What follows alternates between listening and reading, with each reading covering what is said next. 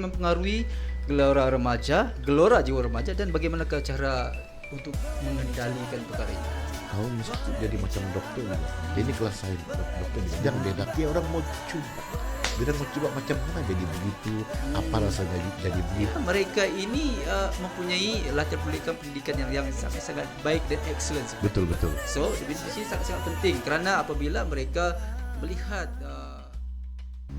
Baiklah, Assalamualaikum dan salam sejahtera kepada anda semua ya. Selamat datang ke podcast kami pada hari ini. Episod pertama podcast kita iaitu Boleh Bincang Bah. Baiklah, Boleh Bincang Bah. Untuk kali ini sudah semestinya saya tidak kesorangan kerana ada bersama saya ialah seorang guru iaitu Cikgu Zainurain ataupun nama popular sensasinya Cikgu Jack. Assalamualaikum Cikgu. Waalaikumsalam warahmatullahi Cikgu Zaidi. Alhamdulillah kita dapat berjumpa ya setelah banyak kali kita plan sebenarnya sebab ialah guru sebenarnya sangat-sangat sibuk. Jadi pada hari ini alhamdulillah amat bersyukur sebab kita dapat berjumpa pada hari ini dengan topik kita ialah Gelora Jiwa Remaja. Gelora Jiwa Remaja ya. Gelora Jiwa Remaja. Baiklah. Okey, sebelum tu sebenarnya Cikgu Jenderal ini adalah seorang guru yang berpengalaman. Sudah berapa lama Cikgu jadi cikgu? Dalam 30 tahun. Dalam 30 tahun. 30 tahun tu kalau ada adik yang baru belasan tahun, 20 tahun. Cikgu Jenderal ini sudah menjadi guru lebih daripada itu. Okey, baiklah tajuk kita hari ini adalah Gelora Jiwa Remaja. Tetapi sebelum kita mengupas Gelora Jiwa Remaja ini, lebih baik kita masuk dulu dan mengenal pasti bagaimanakah perkembangan daripada generasi ke satu generasi yang lain. Bagaimana tu Cikgu? Okay. Assalamualaikum warahmatullahi wabarakatuh. Selamat malam. Ya, selamat malam. Menyentuh pasal jiwa remaja ni kan, saya suka tarik kita punya audien ni pada 3 bahagian. Yang pertama, 3 kelahiran. Yep. 3 kelahiran generasi. Yang pertama generasi yang kita panggil baby boomers. Baby boomers ni yang lahir sekitar 1946 sampai ke 1964. Moga-moga generasi ini punya umur lagi teruskan. Ya, itu mungkin dalam kalangan ibu bapa kita lah. Dalam tu generasi yang kita panggil baby boomers. Okey. Yang kedua ialah generasi X. Selepas baby boomers, lepas tu timbul generasi X. Generasi X ni yang lahir sekitar 1965 sehingga 82. Itu generasi X. Cikgu generasi Jadi apa? mungkin kita masuk dalam generasi X yang kita ni. Dia ada generasi baby boomers, lepas tu generasi X, kemudian generasi Y, generasi Z. Jadi itu tadi generasi X. Generasi Y ni lahir sekitar 83 sampailah 95. Itu generasi Y. Generasi Z yang lahir 95 dan ke atas. Itu generasi Z. Jadi maksudnya kalau saya lahir pada generasi X dan mungkin saudara Jaidi pun lahir dalam generasi X atau Y. Ya. Sebenarnya saya dalam generasi Y lah dalam generasi Y. Ya, dan tapi generasi X dan generasi Y ini sangat-sangat beruntung ya sebab mengalami banyak perubahan yang agak drastik ya dari segi revolusi industri, teknologi dan sebagainya. Ya, betul. Ya. Sebab itu kalau dalam yang buku saya baca, generasi baby boomers ni iaitu lahir pada 46 dan ke 64, dia ni sangat komitmen. Dia ni sangat bekerja keras.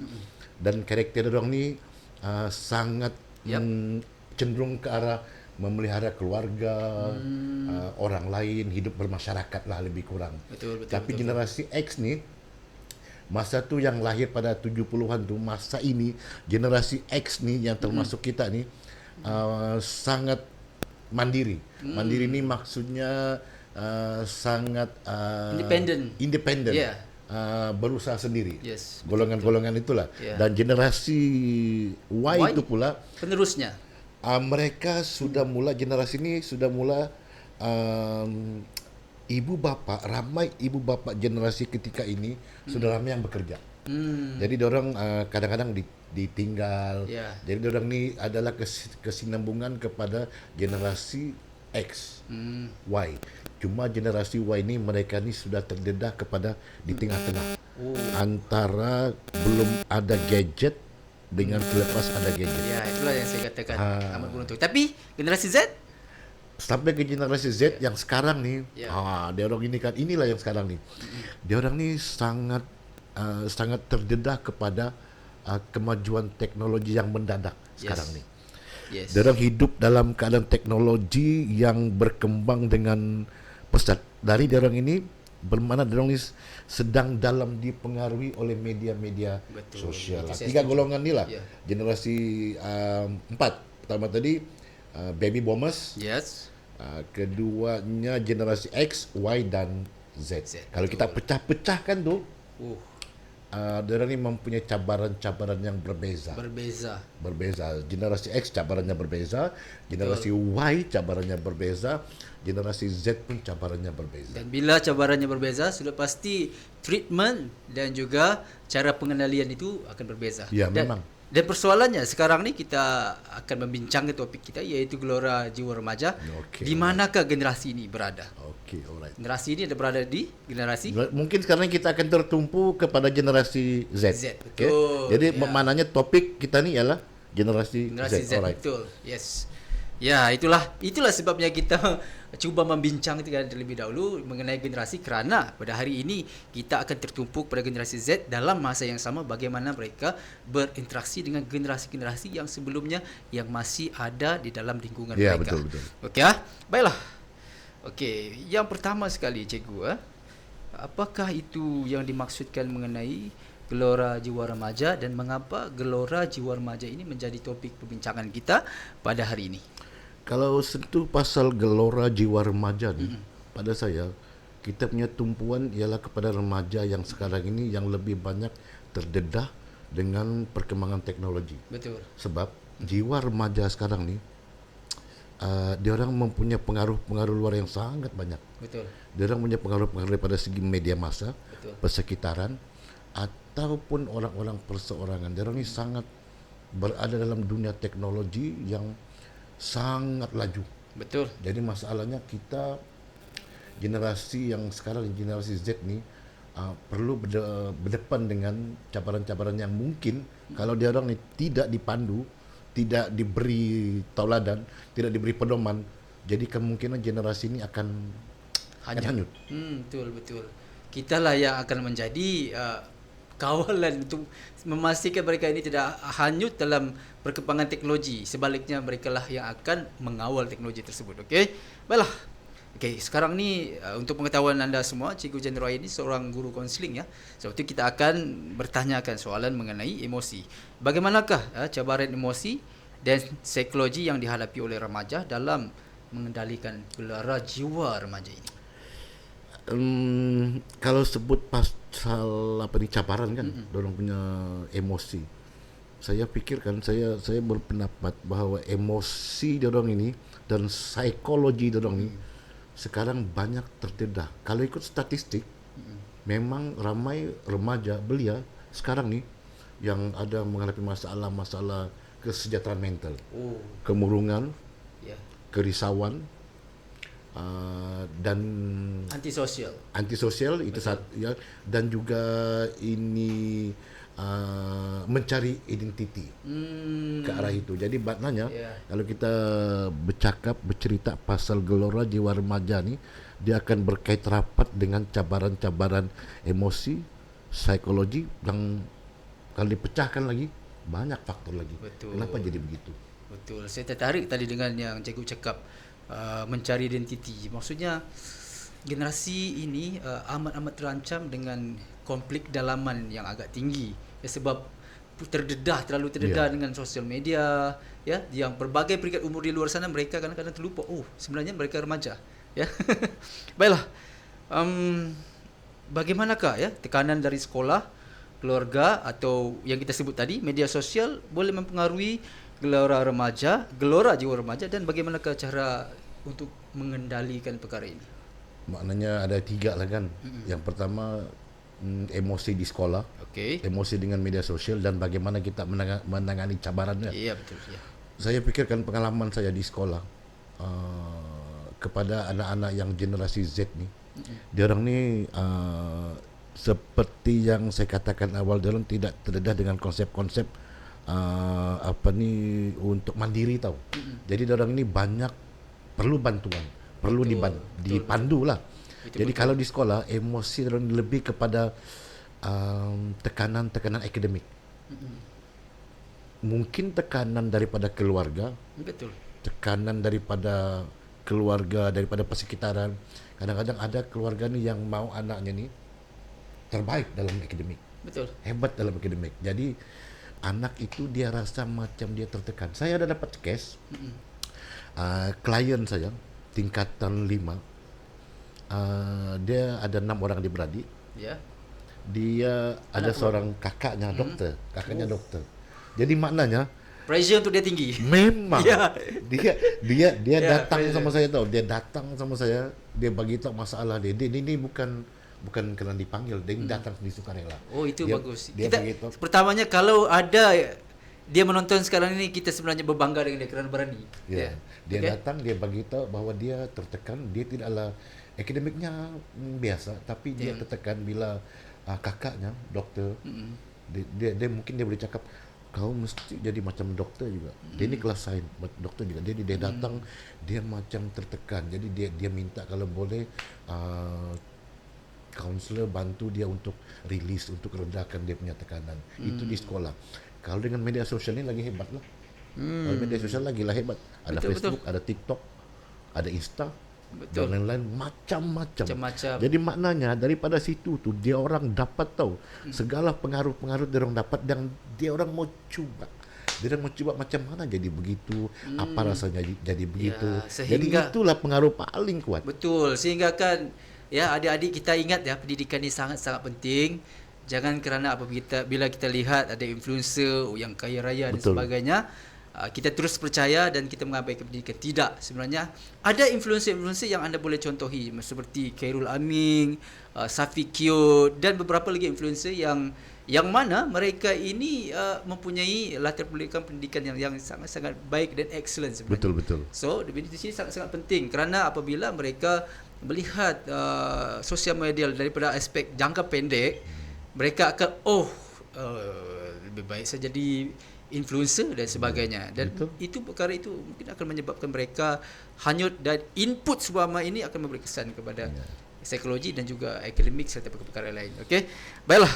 Tapi satu lagi tadi bro, Ya, bagaimana kita mau menangani bagaimana kita menangani cabaran-cabaran itu. Saya pikir cabaran-cabaran itu kita boleh tangani dengan bantuan kerjasama ibu bapa, sekolah, komuniti itu, masyarakat di sekitarnya tu. Jadi kalau dia orang ni faham generasi Z ini begini, maka dia orang akan gunakan kebijaksanaan dia orang dalam menasihati. Mungkin ibu bapa boleh jadi menasihati, memberitahu, mengawal. Mungkin guru-guru di sekolah mungkin juga boleh follow up benda-benda tu, memberi program-program yang tepat dengan anak-anak ni. Kemudian juga persekitaran tu kan, komuniti tu pun sekurangnya mesti juga menghargai. Itulah dalam arti kata lain ya cikgu, peranan keluarga itu sangat-sangat penting. Betul. Sebab kita pun sebenarnya yang guru-guru di sekolah sebenarnya mereka pun ada keluarga sendiri. So dalam memahami peranan sebagai guru, guru-guru juga memahami peranan sebagai ahli keluarga. Jadi dalam konteks ini, walaupun cikgu sudah memberi sebahagian daripada keterangannya, apakah lagi tambahan mengenai bagaimanakah keluarga boleh memberi peranan yang penting untuk memastikan remaja ini tidak hanyut di dalam gelora jiwa mereka. Bagaimana keluarga boleh berperanan? Dalam soal ni kan, paling peratus membantu ni ialah keluarga. Sebab basic Yes. sebenarnya adalah keluarga. Ya, betul. Daripada keluarga itulah bila ada anak-anak ni, yang pertama dia perlu mengawal. Ni gadget-gadget semua ni, handphone, tab, laptop dan semua ni, dia perlu mengawal penggunaan benda-benda ni. Tetapi dia kena rasional lah pada anak-anak dia. Pasal kita tidak boleh juga terlampau hadkan, tidak juga boleh terlampau kawal ketat. Sebab benda-benda ni pun sebenarnya berguna. Berguna juga dengan dia orang. Cuma mungkin ibu bapa perlu pantau lah. Dalam arti kata lain, dalam kita mengawal, jangan terlalu mengongkong seperti layang-layang, mengikat dengan tali. Tapi dalam masa yang sama, jangan membiarkan mereka terbang seperti burung. Betul. Kita kena kawal. Kerana takut mereka tidak kembali semula di sarang. Sebab itulah kita kena kawal penggunaan dengan gadget-gadget ni. Betul. Let's say lah, mungkin boleh bagi masa, sekitar jam ini kau boleh guna. Tapi sekitar jam ini buat kerja sekolah. Jadi itu di rumah. Jadi di sekolah, maknanya di sekolah guru-guru cuma tinggal kasih polis saja. Mengasah. Mengasah. Jadi di sekolah akan berlaku pengukuhan. Maknanya kalau laptop ini kita guna untuk belajar yang ini. Mari kita ke bilik ICT kita gunain. Jadi maknanya guru kena ada follow up supaya apa yang dia orang dapat daripada keluarga dia orang tu disambung di sekolah. Dengan arti kata lain sebenarnya ibu bapa adalah foundation ataupun asas kepada pengendalian emosi anak-anak remaja ini. Kerana sebenarnya jika kita kenang-kenang daripada mulanya yang melihat anak-anak mula-mula belajar berjalan adalah ibu bapa. Betul. Ya. Mula-mula belajar bercakap adalah ibu bapa. Sebab itu apabila ke arah mengejak, penakulan dan sebagainya, barulah akan ada masuk tanggungjawab guru ni. Dengan dalam arti kata lain sebenarnya emosi adalah lebih kepada ibu bapa. Sebelum mereka mempercayai orang lain, walaupun guru, mereka perlu mempercayai orang yang paling dekat dengan mereka, darah daging mereka, iaitu ibu bapa. Kerana kalau saya boleh kongsi sikit kan. Boleh. Sangat konsep boleh. Ibu bapa mendidik anak-anak dalam hal media sosial ni, yang pernah yang saya belajar lah. Yang pertama, dia ada satu konsep authoritarian. Authoritarian. Kemudian yang kedua tu authoritative. Betul. Yang ketiga tu permisif. Jadi maknanya kalau yang authoritarian ni, ibu bapa tu dia mengawal sepenuhnya. Dia kata ini sekian masa, ini sekian jam, ini je kau boleh guna.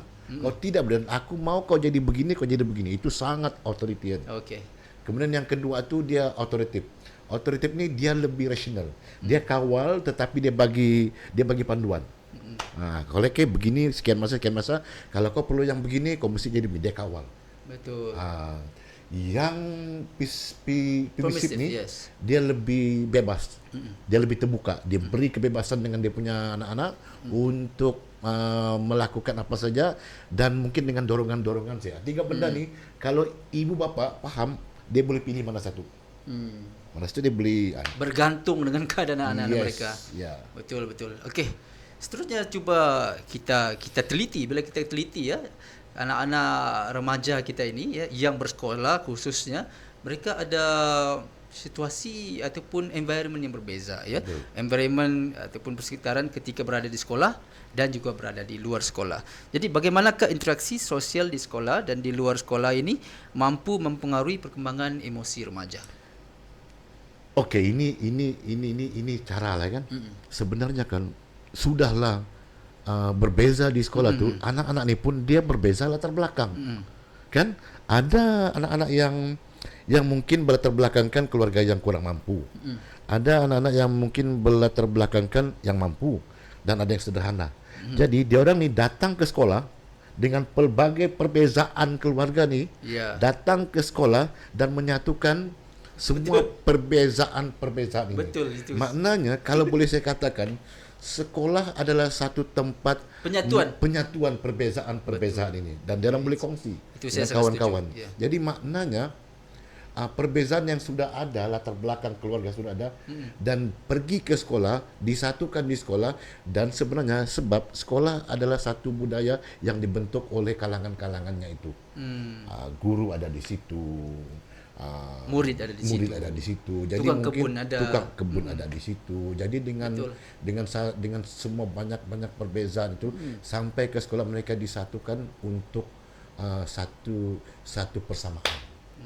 Jadi maknanya persamaan itu dipupuk di sekolah selepas melalui dorong perbezaan yang ada di rumah, pergi ke sekolah dan pupuk satu persamaan, sama-sama belajar, Betul. sama-sama membantu, tanamkan konsep susah kita sama-sama, kita saling menyokong. Ini yang penting dalam itu. Ibaratnya kalau kita masak kan, kalau kita masak sebenarnya di situlah kita gaul semua bahan-bahannya. Begitu juga dengan sekolah, apabila anak-anak murid, guru-guru, kaki tangan lain yang bukan guru dan juga tukang kebun dan sebagainya, mereka ini memainkan peranan dalam membentuk environment atau persekitaran, akhirnya memberi kesan kepada murid-murid ni secara positif ya, kita harap secara positif, kerana sekolah adalah tempat untuk memupuk nilai-nilai yang positif bagi menjadikan mereka manusia yang lebih berguna kepada agama, bangsa dan negara.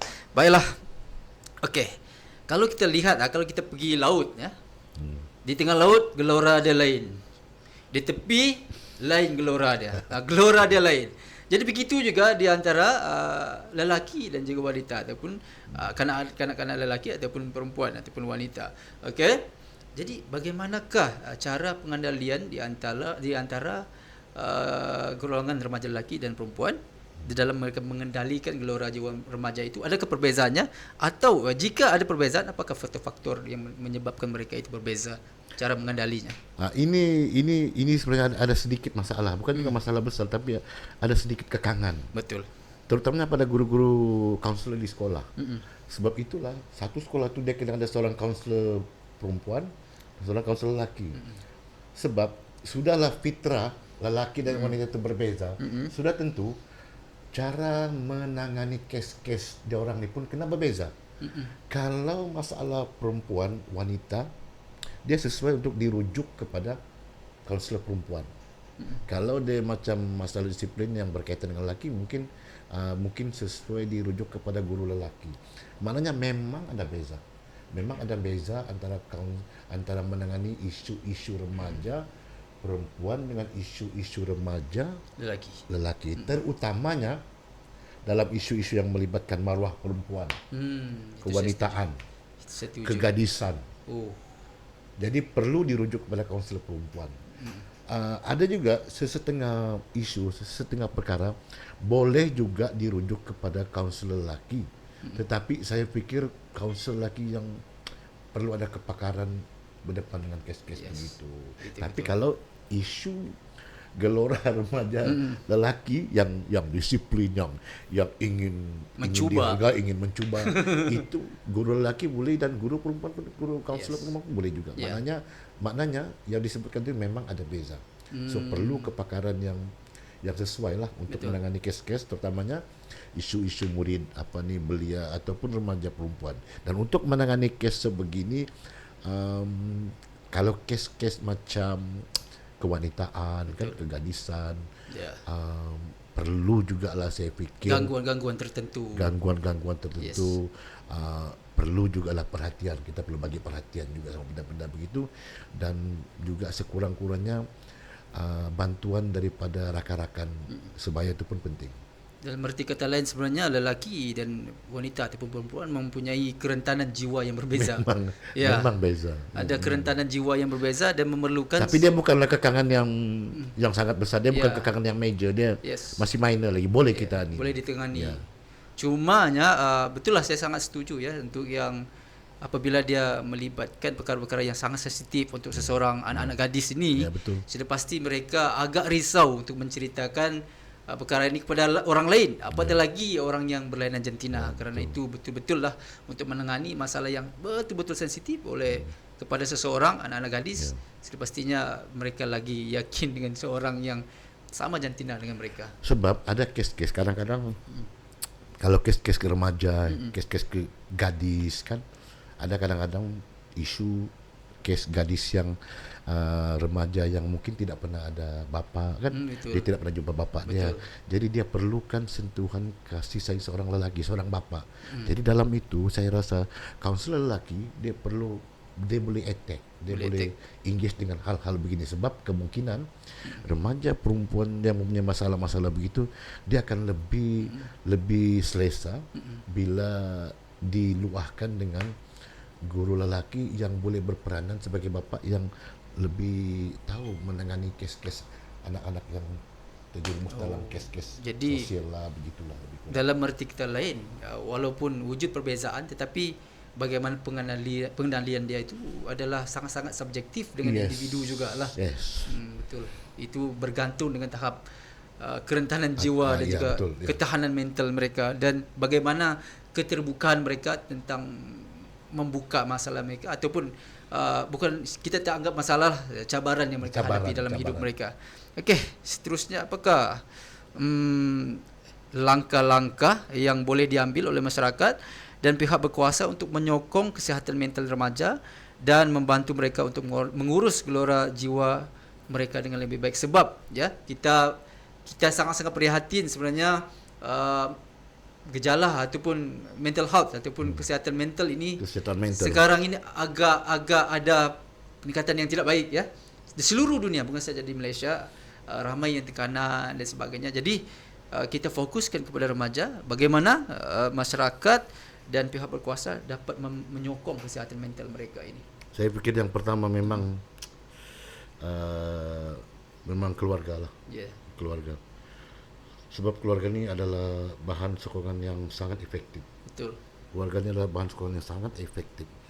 Keluarga ini cuma menyokong, mendorong, memberi perhatian. Betul. Dan seterusnya masyarakat lain, agensi masyarakat lain yang agensi berkaitan, terutamanya sekolah, dalam kalangan sekolah itu menyusun program-program, aktiviti-aktiviti yang lebih berobjektifkan perkembangan jiwa yang lebih positif. Mungkin kemudian dalam ada sesi-sesi menghargai apa yang dilakukan oleh remaja tersebut, dan juga mungkin pihak polis pun, PDRM pun boleh anjurkan isu-isu mengenai melibatkan undang-undang, had kebebasan seorang remaja.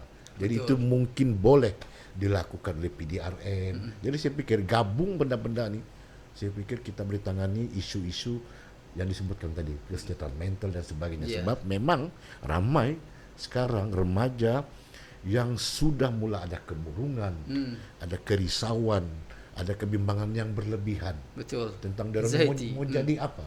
Mau jadi apa aku ni? Aku nampak itu, aku nampak ini. Aku tercabar dengan itu, aku tercabar dengan ini, mau jadi apa aku? Kadang-kadang kita kesian sebenarnya, sebab dalam masa ini kita melihat remaja, kita kesian sebab generasi remaja ini sudah pasti lebih mencabar daripada remaja-remaja sebelum, kerana mencabar. Populasi semakin bertambah, persaingan semakin meningkat dan sebagainya. Jadi ini adalah satu cabaran kepada mereka. Sebab itu kita kesian kepada mereka. Okey.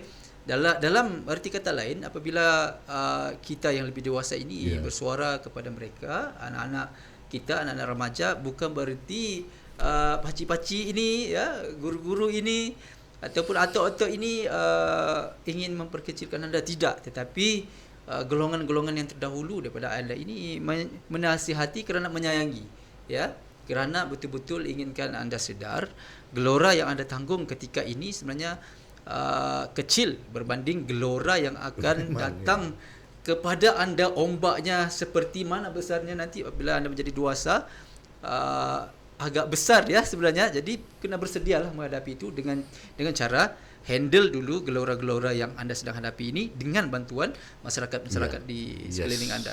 Baiklah, apakah pesanan Cikgu Jan Roin kepada anak-anak remaja kita di luar sana agar mereka lebih tabah dan lebih yakin serta ingin memperbaiki diri mereka di masa-masa akan datang?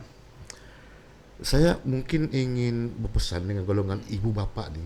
Memang ibu bapa ni memang cara pendidikan itu berbeza di rumah. Memang beza di rumah. Sebab ada ibu bapa yang bekerja sebagai nelayan, petani, peladang dan sebagainya. Jadi mungkin cara didikan itu berbeza dengan anak. Yang kedua, ada mungkin keluarga yang senang, yang berkemampuan. Jadi sudah tentu cara didikan dengan anak pun lain. Begitu juga dengan ada ibu bapa yang akademiknya tinggi. Sudah tentu caranya pun berbeza. Betul. Jadi maknanya saya mau pesan sama ibu bapa, kalau boleh, apapun background, apapun latar belakang kita perlu memahami jiwa remaja itu yang dorang ini perlu penghargaan, perlu sokongan, dan perlu didampingi. Betul. Dan sebagainya. Itu. Kemudian kalau dari ada persekitarannya tuh, masyarakatnya tuh, saya pikir masyarakat ini perlu memberi input ataupun program-program yang bersesuaian dengan anak-anak kita. Ya, sesuai dengan dadang punya kemampuan, kemahiran. Sebab yang saya sebutkan tadi, zaman baby boomers, zaman generasi X, Y, Z ini sangat berbeza dia punya cabaran. Sangat berbeza. Ya. Kalau generasi Z sekarang ini dia punya cabaran terbuka, yes. Dunia terbuka. Globalization. Yes, globalisasi. Ya. Jadi maknanya daripada ibu bapa mendapat sekitaran, dan saya pikir paling penting remaja, kan? Remaja tu kena ada kekuatan mandiri. Ya. Kena ada kekuatan pribadi. Memahami konsep masalah, cabaran masa kini, dia faham dan dia ambil cabaran, take the challenge, dia ambil cabaran tu untuk berdepan dengan semua ni untuk dia berjaya nanti. Betul. So 3 lingkungan ni, ibu bapa, masyarakat, dan itu remaja sendiri. Betul. So remaja kena faham dan dia perlu kuat, berani, dan dia kena ada apa kita panggil self esteem sendiri. Perlu. Yes. Dalam arti kata lain, saya suka pesanan Cikgu Zon Ryan tadi, sebab dalam cikgu memberi pesanan kepada remaja, cikgu juga memberi pesanan kepada ibu bapa, kerana ialah foundation dia bermula daripada situ. Okey, bila kita lihat tadi ini di penghujung rancangan, bila kita lihat sebenarnya remaja sekarang ini menghadapi satu perkara yang sangat besar, iaitu globalisasi. Yes. Semua perkara diglobalisasikan. Dunia sudah pendidikan, dekat. Hiburan, jenayah dan sebagainya. Jadi semua mereka sangat terdedah dengan perkara ini. AI, artificial intelligence dan sebagainya. Jadi kebergantungan kepada diri kadang-kadang terjejas, ya. Kadang-kadang lebih bergantung kepada internet dan sebagainya. Informasi di internet, sampai lupa buku teks dan sebagainya. Tanpa internet orang tidak boleh hidup tau. Kalau satu hari wifi rosak di rumah. Sebenarnya cikgu, kita pun begitu kadang-kadang. Jadi betul. Sebenarnya kita pun cermin kepada mereka juga. Jadi betul, saya suka apa yang Cikgu Zon Ryan cakap tadi, kepada ibu bapa juga, kepada orang-orang dewasa. Kita lihatlah anak-anak kita di mana pun mereka berada, kerana semua perkara yang terjadi ini kita boleh bincang, kita boleh bincang dengan mereka. Kita boleh bincang dengan mereka, dan saya boleh bincang dengan Cikgu Zon Ryan, Cikgu Zon Ryan boleh bincang dengan anda, dan akhir sekali kita boleh bincang. Jangan lupa remaja-remaja tu kan, yang sekarang ni boleh bincang dengan ibu bapa, dengan cikgu-cikgu, dan bincang dengan rakan-rakan dan sebagainya. Jangan peram di otak anda, berbincanglah. Okey. Dengan itu boleh kita say bye kepada semuanya. Bye semua, jumpa lagi di dalam Boleh Bincang untuk episod yang seterusnya. Assalamualaikum dan terima kasih. Bye. Boleh bincang, boleh bincang.